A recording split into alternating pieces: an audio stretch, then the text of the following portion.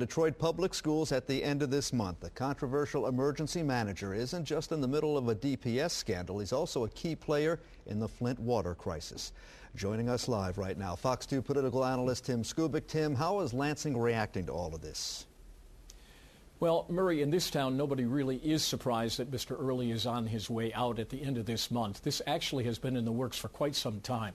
I'm recalling a private conversation I had with a source maybe 4 weeks ago when they basically said, look, they're trying to smooth this out so that Early could leave because he was a PL. He was a political liability for this governor, and here's why. Mr. Early had become a lightning rod, according to the Senate Republican sponsor of the governor's legislation to reform the Detroit schools. And as long as he was around, some Democrats simply were not going to give the governor the votes that he needs for that DPS package. One of those senators, Jim Ananek, happens to be from Flint, where they happen to have a water crisis, and Mr. Early was involved with that. And now he was down in Detroit dealing with the Detroit schools. Ananek says, look, this guy has to go, and now he's going. All right, Tim, so the question is, Early refused to testify at a congressional hearing on the Flint water crisis. He was asked, and apparently, reportedly, he said he wasn't going to go. Now he's leaving a job, but the governor did compliment him on this job just last week. Is there some kind of another bombshell about to explode that some people may know about in and around Lansing that we don't know about yet? My read at this hour is that is not the case, but the exchange between the two, as you hit on here, was very interesting. The governor, in his letter announcing the departure, Mr. Early said he had done a very good job. Democrats are wondering tonight, if he was doing such a hotshot job, how come he's leaving? Mr. Early, for his part, explained in the news release that he was leaving because he accomplished what he needed to do. Again, the Democrats would counter, what did he do? The debt in Detroit was still larger. He didn't solve that, and he had teachers who weren't on the job. It was an ugly situation. Basically, the governor's trying to cut his losses here. He will never admit this, but basically, Mr. Early was shown the door, but Mr. Early walked through it first before the governor pushed him. Fox 2 political insider Tim Skubic. Thanks for the insight, Tim. We'll see you soon. Thanks, Murr. It is a site of plenty of historic moments, but today the focus is on the future plans for the corner of Michigan and Trumbull. Officials announcing the old Tiger Stadium site will begin hosting youth sports beginning in April of next year. Construction set to begin in April. The site will be the headquarters of the Detroit Police Athletic League, a nonprofit that helps thousands of kids each year through athletic and academic programs. When you can proactively find opportunities and give young people a chance to make better decisions, that's when you see a difference. In any vibrant city you look across this country, they do it because youth count. So far, organizers say they've raised $12 million for the project. The site is also slated to have both residential and retail space. I'm meteorologist Rick Sluderman. Over the next 12 hours, it's going to be damp out there, and that's exactly what we're looking at on Sky Tracker radar. It's wet weather for our part of the state. It's snow north of Saginaw, and check out the reason why. 40 degrees here, 30 in Cadillac with snow right now. Sault Ste. Marie may get a good 6 to 8 inches overnight, but around here it's going to be wet. Tomorrow's breezy and mild, near 50 degrees Wednesday. Colder air starts Thursday. We'll check the numbers after the break. An honest moment captured in a hospital room that captured the attention of millions. I'm waiting so long. I know, buddy. I know. That Southfield teen Trevor waking up with a new heart in November. How is he now, and what's his message? I've got his story coming up in HealthWorks.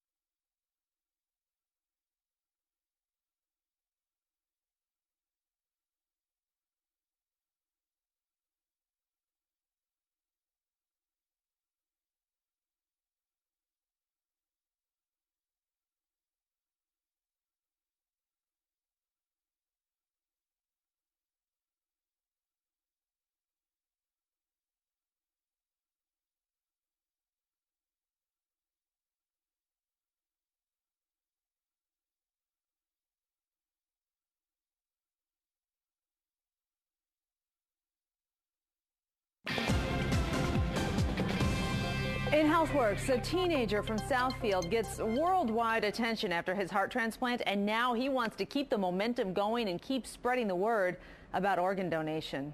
I'm waiting so long. I know, buddy. I know. It's mid-November, and for the first time in months, Trevor Sullivan can breathe.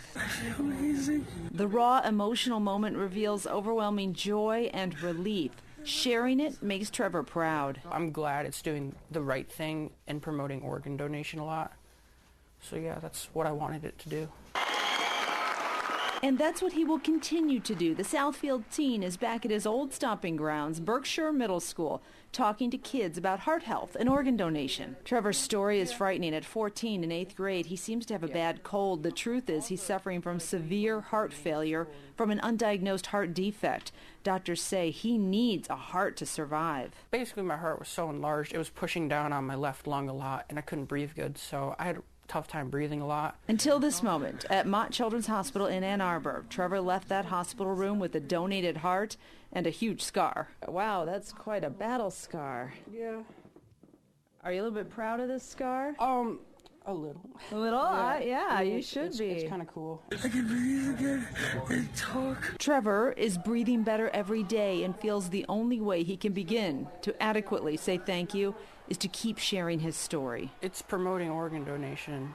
We've definitely seen the outcome of that, because we'll have people commenting on the videos and stuff like, I just went and signed up today, or some people are saying, I'm going to go sign up this weekend, and we're glad that's happening, because it's going to save a lot of lives, hopefully. February is the month we really focus on your heart health. We do have links to Gift of Life Michigan and the American Heart Association on fox2detroit.com.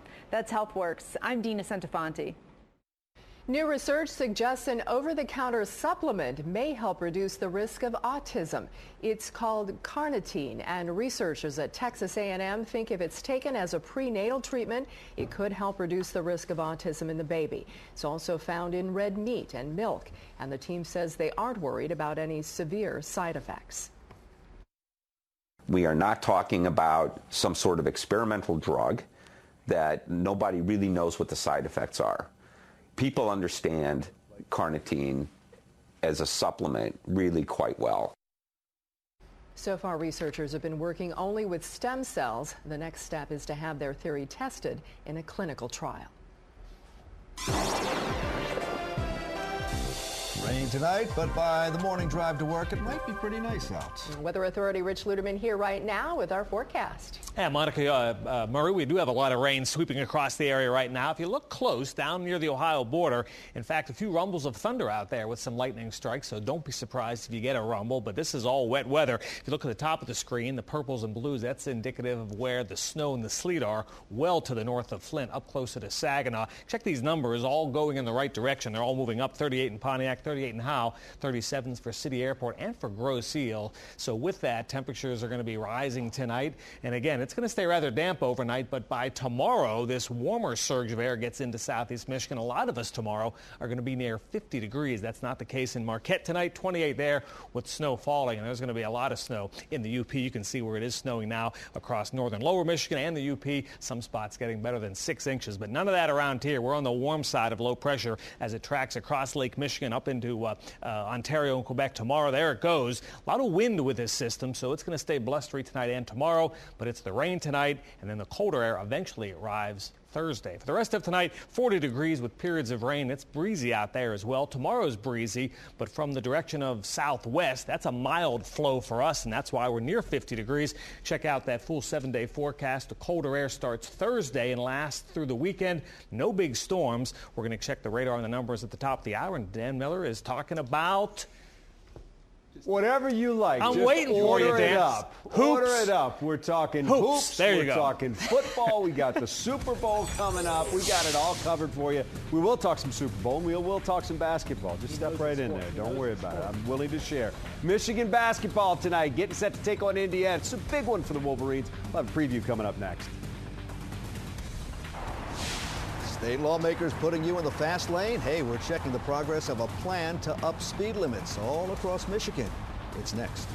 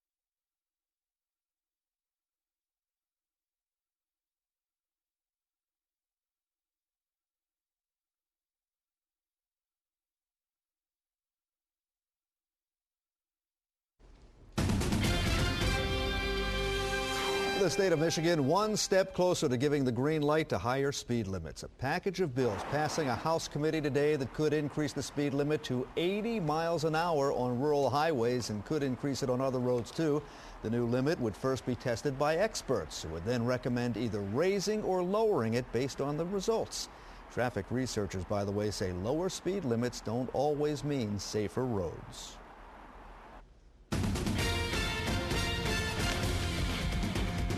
So if I'm caught doing 80, I just say I'm an expert and I'm testing this. Would that would work? Maybe not.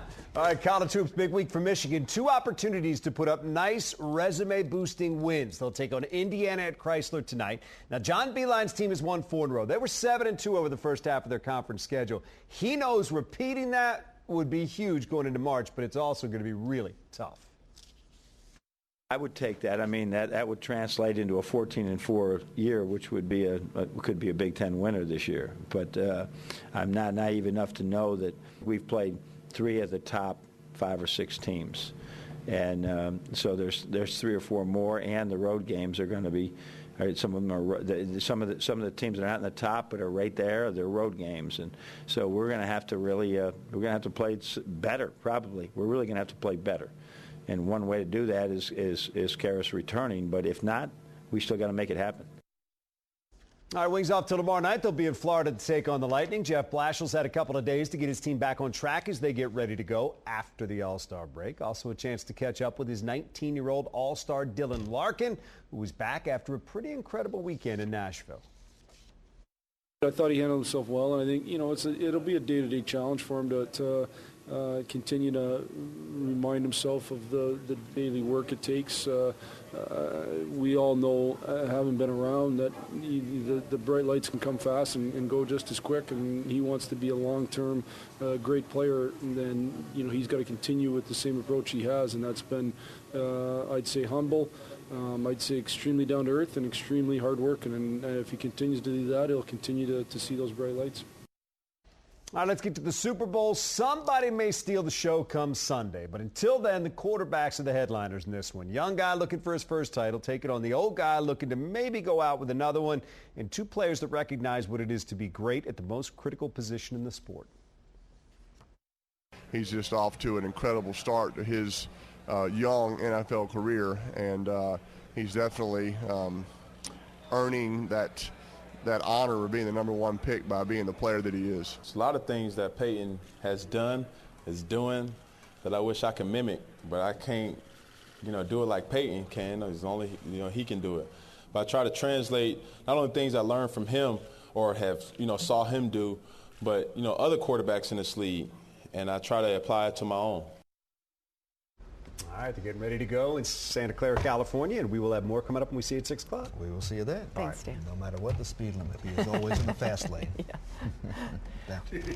Well, it's hard to find workers when the recruiting firm is hiring more recruiters. Now, how you might be able to get one of those recruiting jobs, maybe start a whole new career, and a tip for the interview coming up in the Job Shop.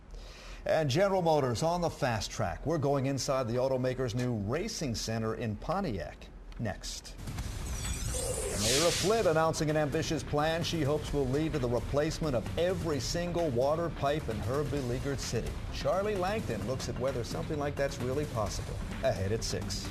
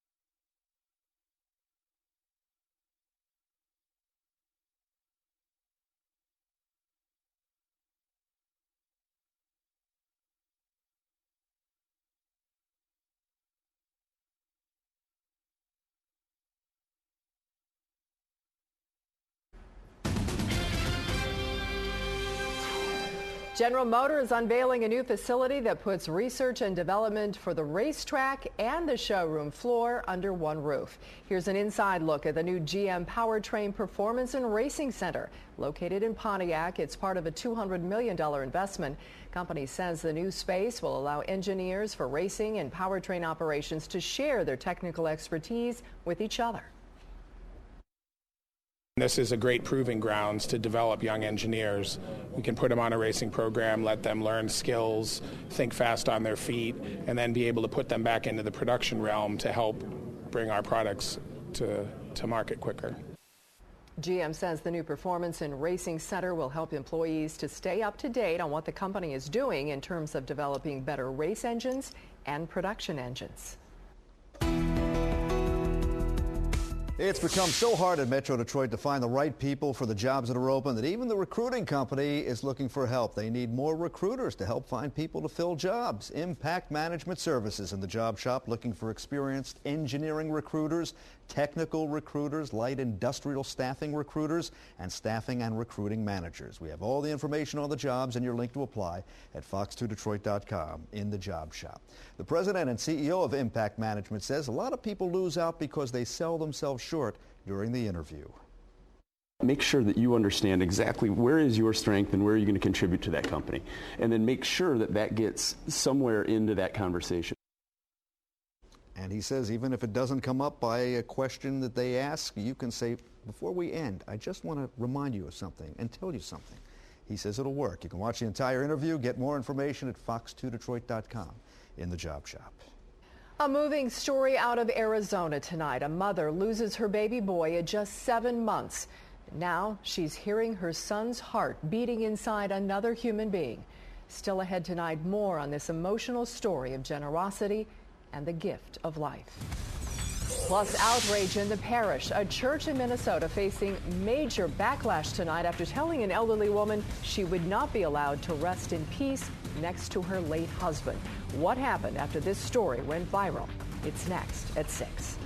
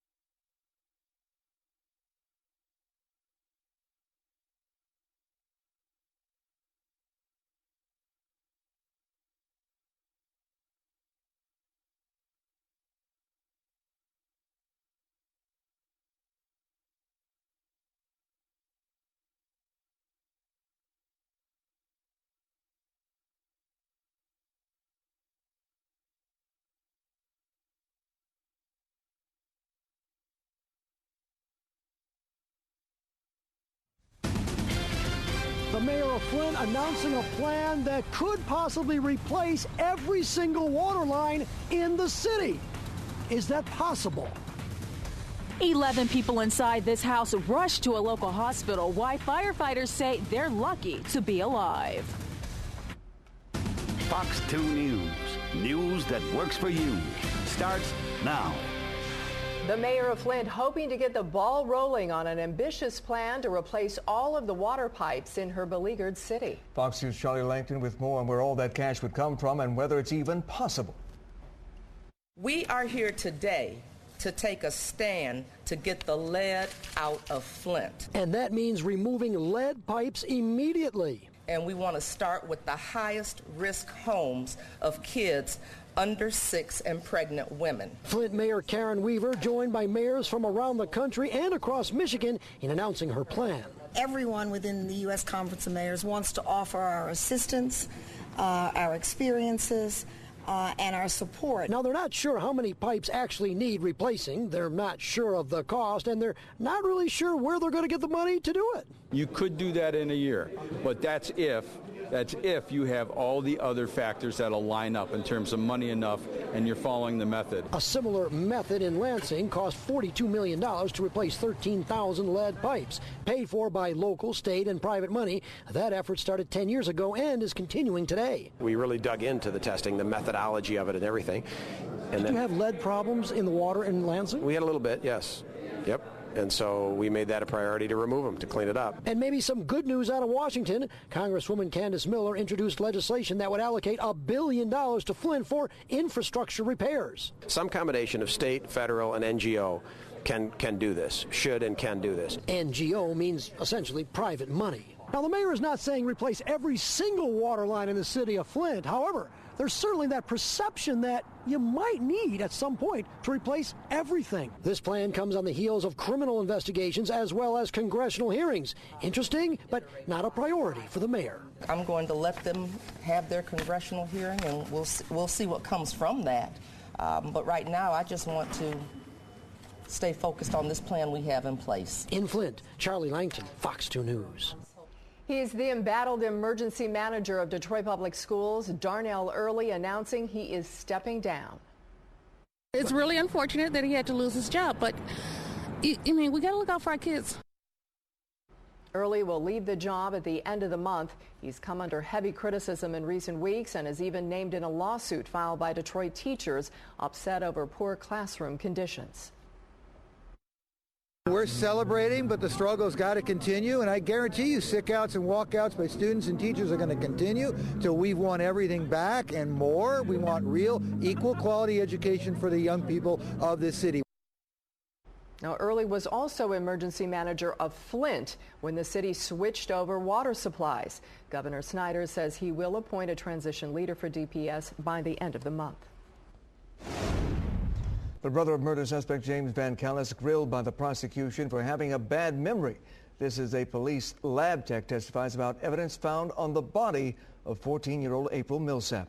Fox 2's Erica Erickson with the latest from court. Do you recognize this to be skin area on April Millsap's neck? During the third week of testimony in the trial of 34-year-old James Van Callis, jurors are shown photos Tuesday of shoe prints left on 14-year-old April Millsap's body, found in a ditch July of 2014. This is not a foot that's just staying in one place, so it's either maybe a stomping or, the foot is kind of bouncing up and down. The prosecution argues Van Callis attacked April with his motorcycle helmet and tried to rape her as she was walking along the Macomb Orchard Trail. Van Callis, seen wearing Nike Jordan shoes in photos, said to match the marks on her body. Those shoes never found. Did those shoes look a little too well kept to be thrown out? They appeared pretty white. Tuesday, a jury also sees surveillance showing a motorcycle riding by the area that night. Police reenacting and comparing it to the bike Van Callis owns. You can see a part of the bike here. I believe it's a bar. And you can also see that same bar here as well. Also taking the stand, James Van Callis' younger brother Donald, testifying he hung out and talked with his brother that day. Do you remember him asking you to delete all text communication between yourself and him? Yes. I think I said Absolutely not. But Donald Van Callis says he couldn't remember what they talked about or what clothes and shoes he was wearing. Do you remember him having Jordans on? Because I don't want you to just adopt what I don't know exactly what kind of shoes he had. I know that he had a lot of shoes. He had a lot of shoes. The defense arguing the motorcycle and the shoes only similar to Van Callis's, adding that there is still no DNA linking James Van Callis to April Millsap. The prosecution has called all of its witnesses as this trial continues Wednesday morning. The defense will begin. Closing arguments are expected Friday. In Macomb County, I'm Erica Erickson, Fox 2 News. Tonight, a former Inkster police officer caught on video beating a driver during a traffic stop is going to prison. Fox 2's Amy Lang was in court when William Melendez apologized. The way you denigrated that man was awful. Who would know and who would care about a lone black man being assaulted by upstanding police officers? Boy, were you wrong. Judge Vonda Evans recounting the night of Floyd Dent's beating at the hands of former Inkster police officer William Melendez. Struck 16 times in the head, the video that's been played over and over. So difficult to watch. You were so into your bravado that you forgot the eye of justice was watching you and recording this disgusting beating, seeing Mr. Dent slammed into the window shield with blood running down his face.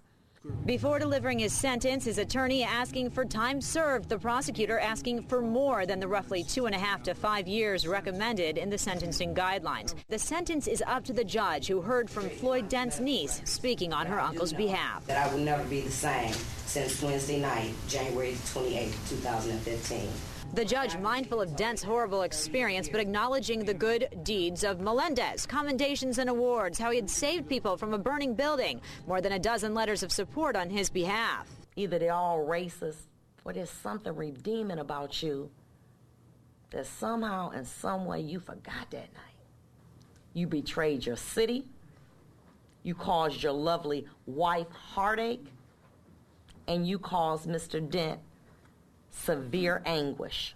The judge sentencing him to 13 months to 10 years in prison with credit for time served. Floyd Dent telling reporters he hoped for more, but is satisfied with the sentence.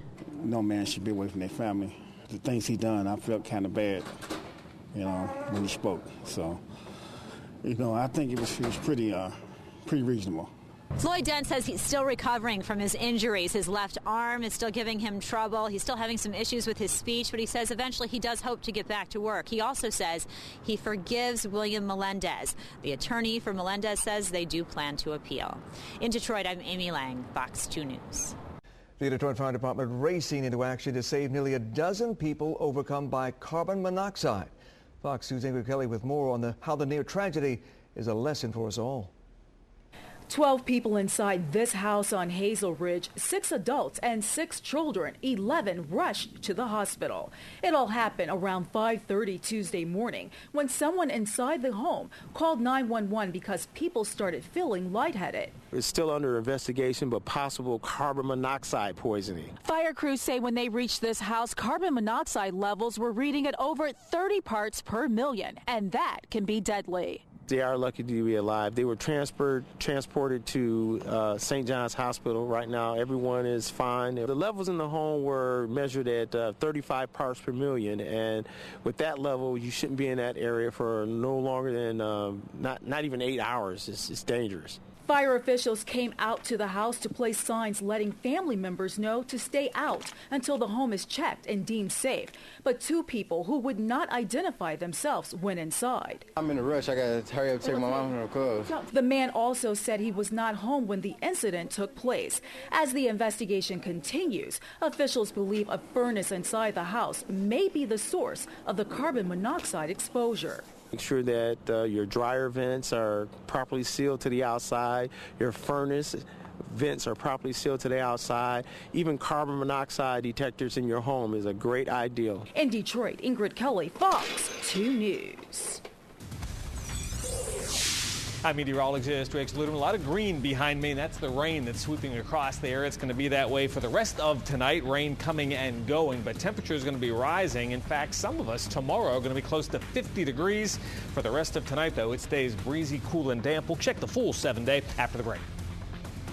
We will go on to get the Republican nomination, and we will go on to easily beat Hillary or Bernie or whoever the hell they throw up there. Nationwide Republican frontrunner Donald Trump falling short in the Iowa caucuses. You'll hear from winner Ted Cruz as well as invigorated third-place finisher Marco Rubio as they get back on the campaign trail.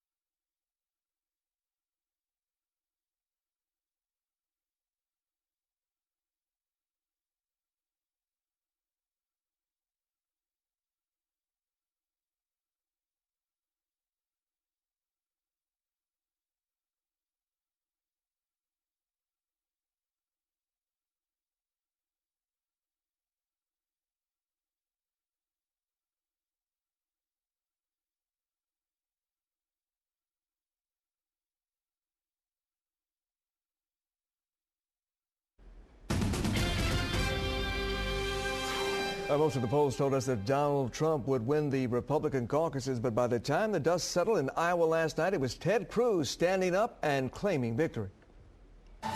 God bless the great state of Iowa.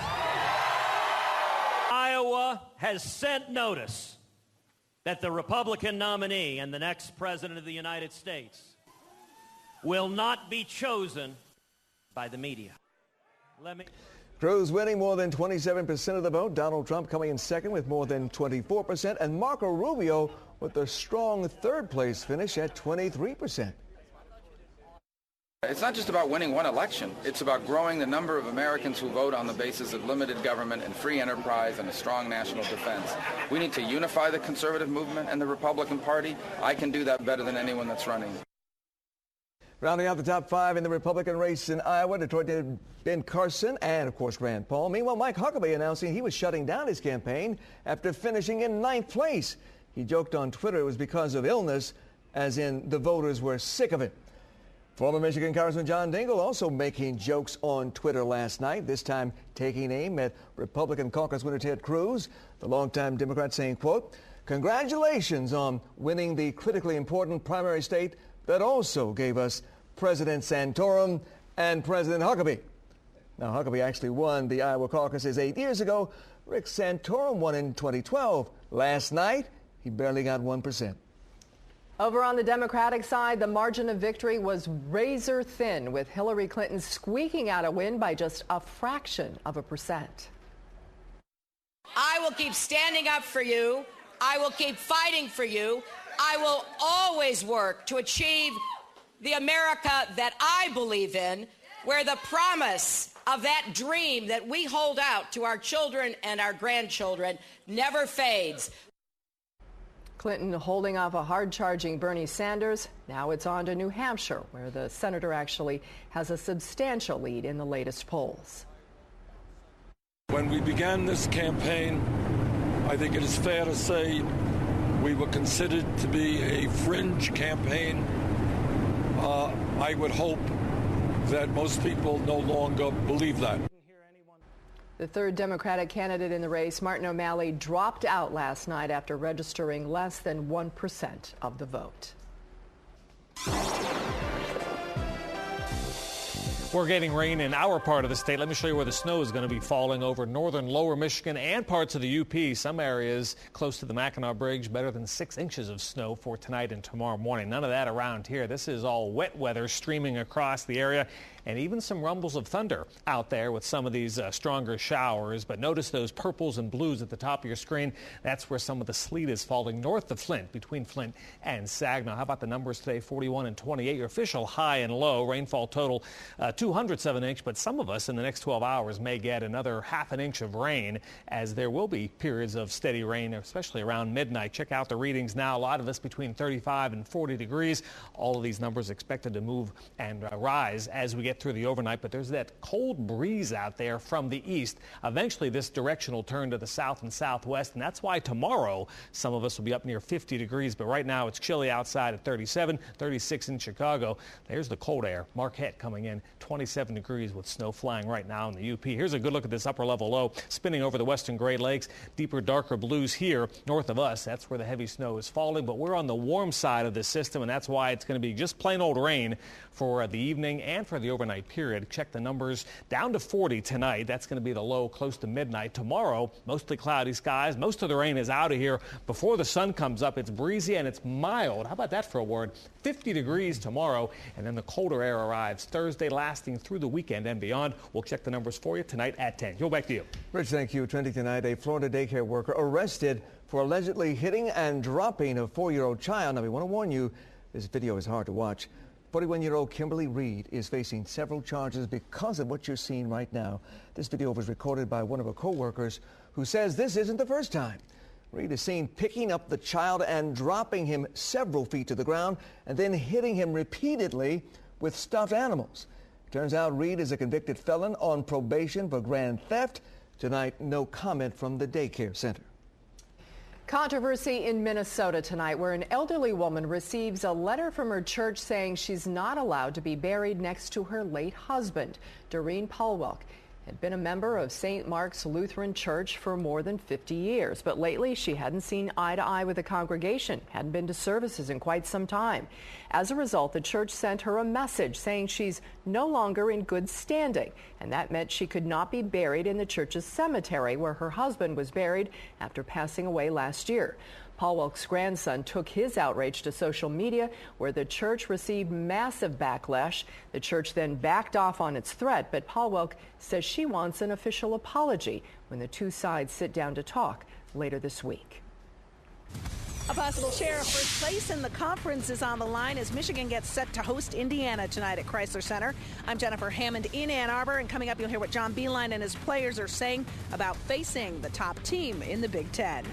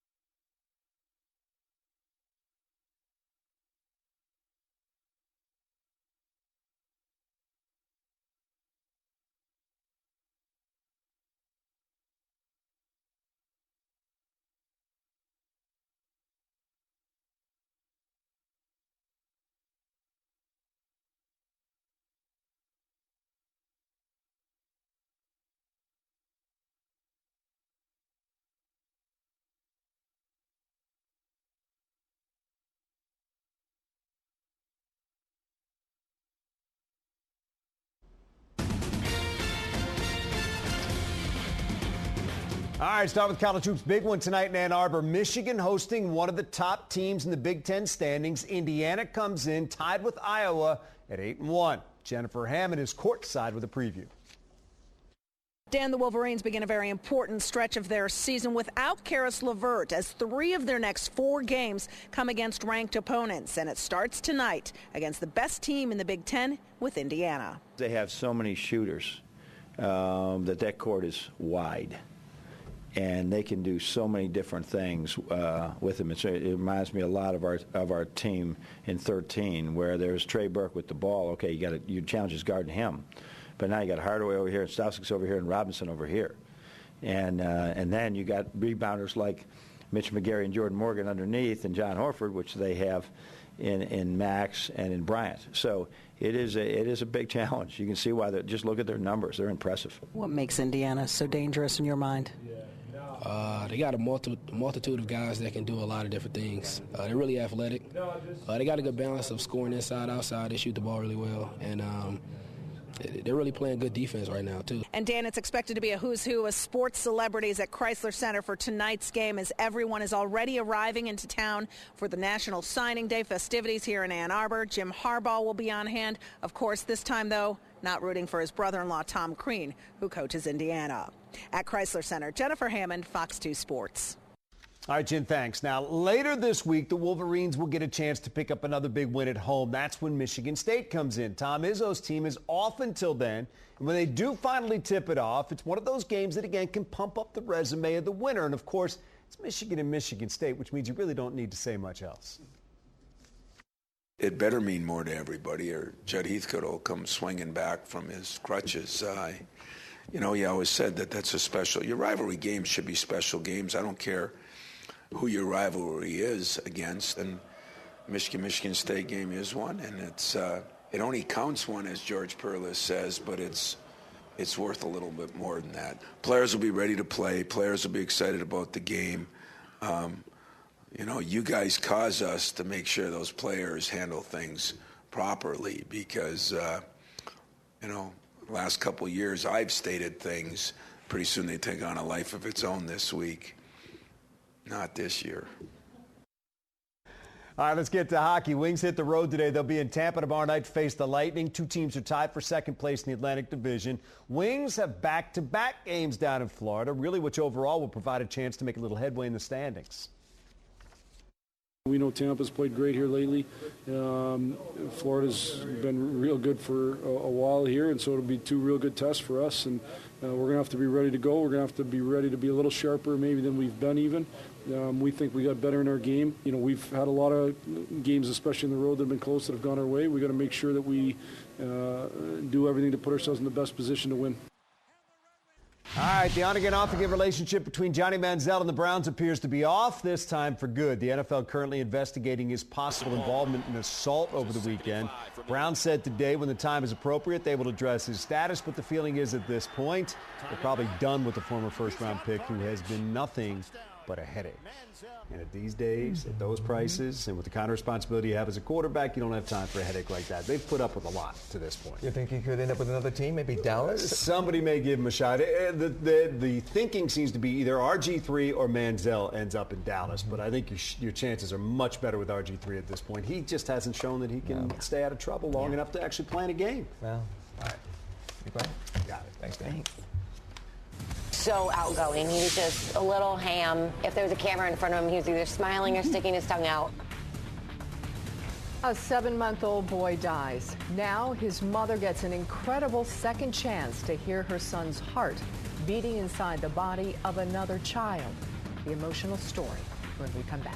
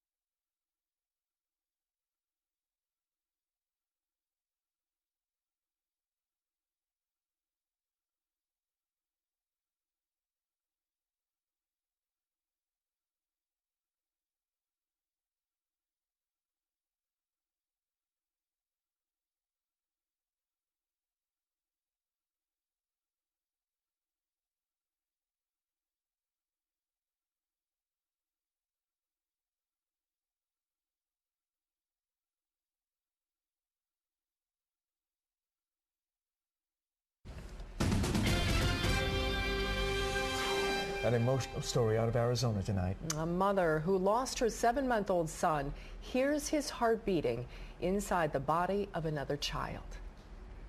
I can't save my own son. Why not save somebody else's? Why not save somebody else's child? Heather Clark's son, Lucas, died in 2013. Immediately afterward, Clark decided to donate the baby boy's organs. Lucas's heart went to Jordan Drake. The now 4-year-old girl is thriving.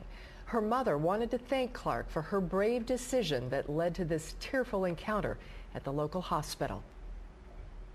We're family now. We're friends now. Our families are families. We've brought our families together. He was just on the move, rolling, scooting, however he could get there, and that's Jordan. As a thank you gift to Clark, Jordan and her mother presented her with a teddy bear that's equipped with a speaker that plays a recording of Lucas's heart so she can hear it anytime. So powerful. So beautiful. That is the news for now. Thanks for watching, everybody. We will see you back here tonight at 10. Access Hollywood starts right now.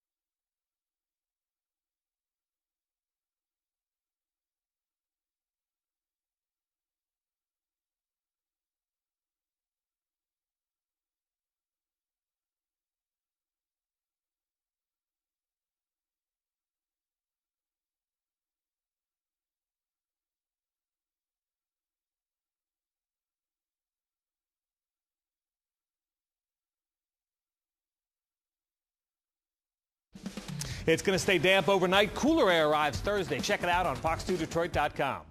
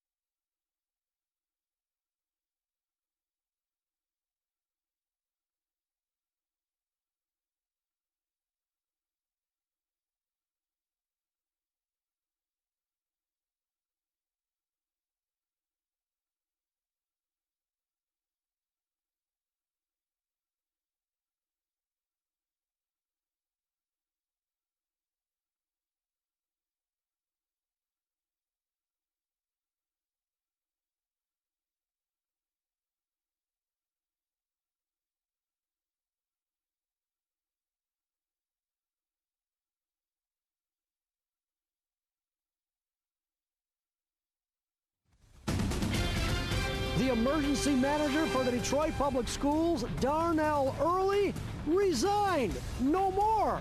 We've got React. Former Inkster police officer William Melendez sentenced for the beating of Floyd Dent. The fireworks in court and what Melendez had to say before he was sentenced. The younger brother of the man accused of murdering 14-year-old April Millsap of Armada testifies for the prosecution. Fox 2 News. News that works for you. Starts now. It's really unfortunate that he had to lose his job, but I mean, we got to look out for our kids. Darnell Earley has been the appointed emergency manager of the Detroit Public Schools since January 2015, since coming over from Flint. More on that later. Now he resigned. I'm ecstatic. Darnell Earley is out. He's resigning. It's a long time coming. A spokesperson for Mr. Earley said that he was not speaking about the decision, but in a statement, Governor... To Mr. Dent and his family, I am truly sorry. And if you have any animosity towards law enforcement, that was not my intention. What crime did I commit? Being a black man in a Cadillac.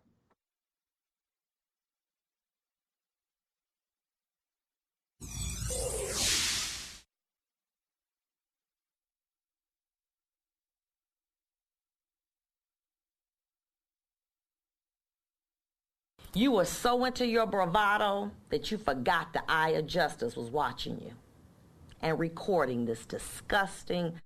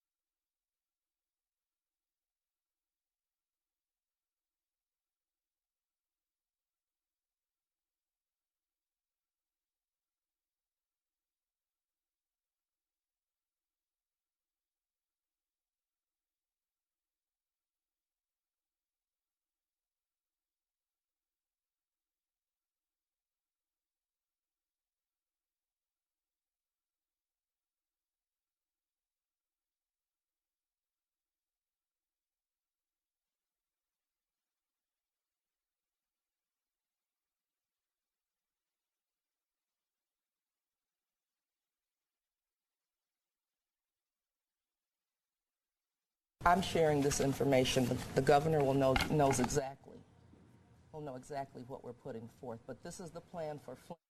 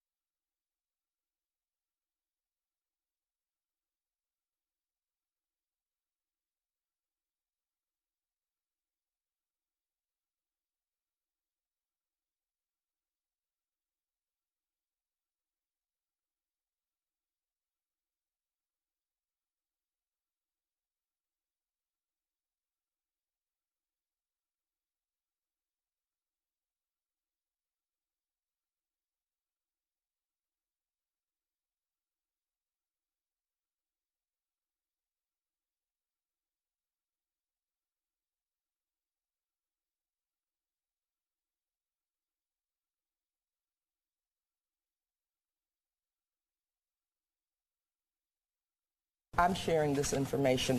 The governor will knows exactly. Will know exactly what we're putting forth. But this is the plan for Flint to move forward. This is the city's plan. I've put together a team, and this is what we're going to do to move Flint forward.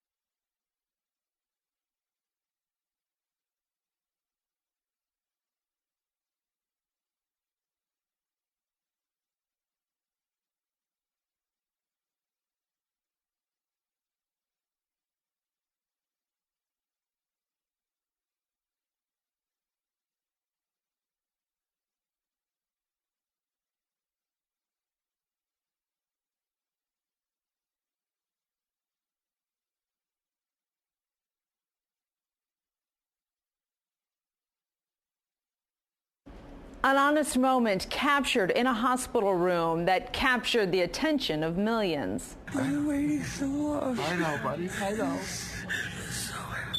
That Southfield teen Trevor waking up with a new heart in November. How is he now, and what's his message?